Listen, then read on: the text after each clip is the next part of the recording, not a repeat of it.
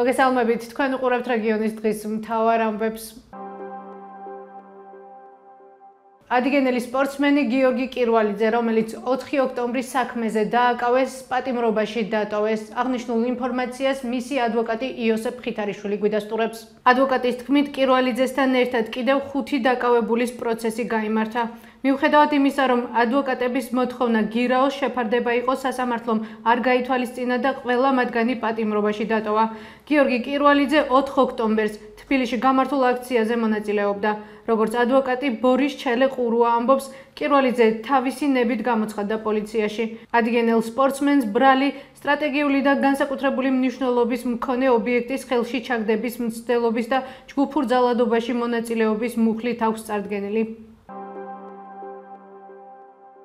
რითამაყობენ ახალციხის მერი ირაკლი ლაზარაშვილი და საკრებულოს თავმჯდომარე დავით ლომიძე მათი 4 წლიანი მუშაობის პერიოდში. ვკითხეთ მათ, რომლებიც ქართულმა ოცნებამ მეორე ვადით არც ერთი არ დაასახელა.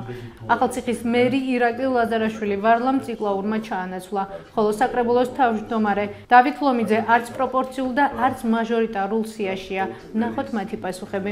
არ შეიძლება არ აღინიშნოს ჩვენ პერიოდში დაიდგა და ამაში ყველას დიდი მადლობა მინდა გითხრათ გიორგი მწყინვალის ძეგლი მონუმენტი ჩვენი დაღუპულებისათვის, რომელიც პარკში გაკეთდა და ერთ-ერთი ლამაზია, მე ასე ფიქრობ.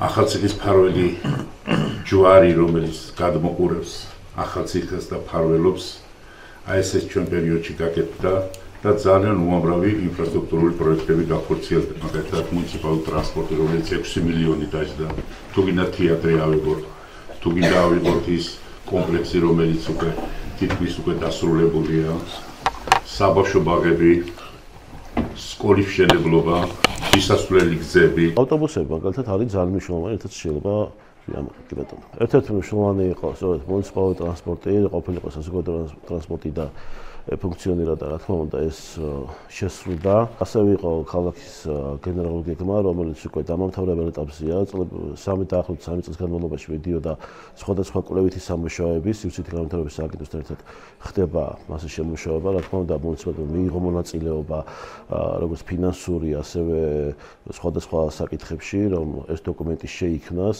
და ჩვენი შეხედულებით ალბათ უკვე მომავალ წელს იქნება ეს დოკუმენტი შემუშავებული, რა თქმა უნდა, აქ იქნება ჩართული საზოგადოებაც. აშენდა და წყალი ჩასხმულია. გვეუბნება ახალციხის მერი ირაკლი ლაზარაშვილი ახალციხეში სპორტული კომპლექსისა და აუზის მშენებლობაზე. ლაზარაშვილის თქმით, სპორტული კომპლექსის აშენება დასრულდა და მიმდინარეობს შენობის მუნიციპალიტეტისთვის გადაცემა. იმავეს გვეუბნებიან მუნიციპალური განვითარების ფონდშიც. აქვე გეტყვით, რომ აუზის მშენებლობა 2018 წელს დაანონსდა და არაერთი ცვლილების შემდეგ წელს მაისში უნდა დასრულებულიყო, თუმცა ჯერ კვლავ არ გახსნილა. საკითხზე ვრცელი მასალა შეგიძლიათ ნახოთ ჩვენ ვებ და Facebook გვერდზე. მანამდე კი მოვუსმინოთ ლაზარაშვილის კომენტარს. აშენდა, წყალი ჩასხმულია, იყო ბევრი რაღაც გარკვეული შემოფერხებელი საკითხები, რა თქმა უნდა, ვადაშილება ცოტა გაიწელა და გაგრძელდა, მაგრამ დღეს ჩვენ გვაქვს ერთ-ერთი საუკეთესო სპორტული კომპლექსი, ამ ეტაპზე მიმდინარეობს გადმობარების პროცესი, ამხელა პროექტის ჩაბარების პროცესი მიმდინარეობს, როგორც კი მოხდება ჩაბარება, რა თქმა უნდა, შევეექსპლუატაციაში და მოემსახურება ჩვენს მოსახლეობას. ეს იყო ჩვენს ხელთ არსებული დღევანდელი ბოლო ინფორმაცია. მეტი და დეტალური ინფორმაციისთვის ეწვიეთ ჩვენ ვებ და Facebook გვერდს. გმადლობთ, რომ გვიყურებთ. ორ შაბათამდე.